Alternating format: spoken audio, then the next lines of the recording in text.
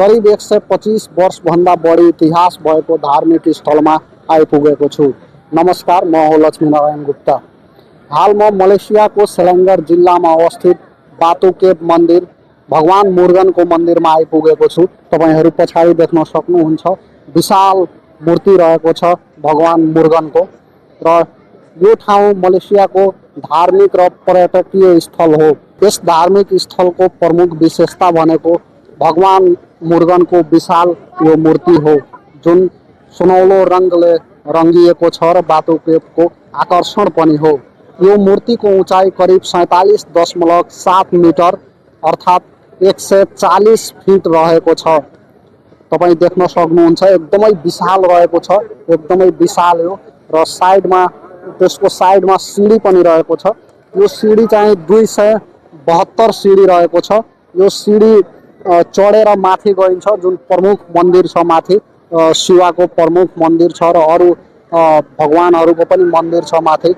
त्यो प्रमुख मन्दिर भनेको त्यही माथि हो, शिवको प्रमुख मन्दिर हो। त्यसमा गइन्छ दर्शन गर्न 272 वटा सिडी चढेर। त्यसै गरी हिन्दू मन्दिरको रूपमा यस ठाउँको विकास सन् 1890 मा अर्थात् 19औं शताब्दीको अन्तिमतिर भएको थियो र बातु केभलाई हिन्दू धर्मसँग जोडिने प्रमुख व्यक्ति के थुम्बु स्वामी पिल्ले हुन्।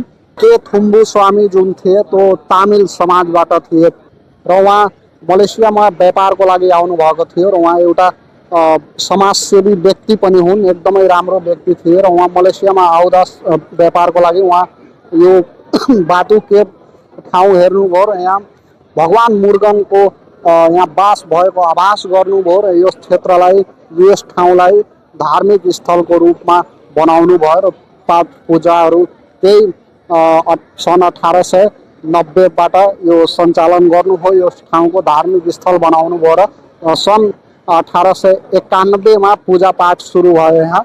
र पुरै यहाँ हरेक वर्ष मेला लाग्छ, एकदमै भव्य मेला लाग्छ, ठुलो मेला लाग्छ। ताइपुसन मेला लाग्छ, हरेक वर्ष मेला लाग्छ। त्यो पर्वको नाम हो ताइपुसन र त्यो ताइपुसनमा हजारौँ लाखौँ यहाँ भक्तजनहरू उपस्थित हुन्छन्। देश विदेशबाट पनि आउँछन्, यहाँ मलेसियाको मात्र नभई देश विदेशबाट पनि आउँछ।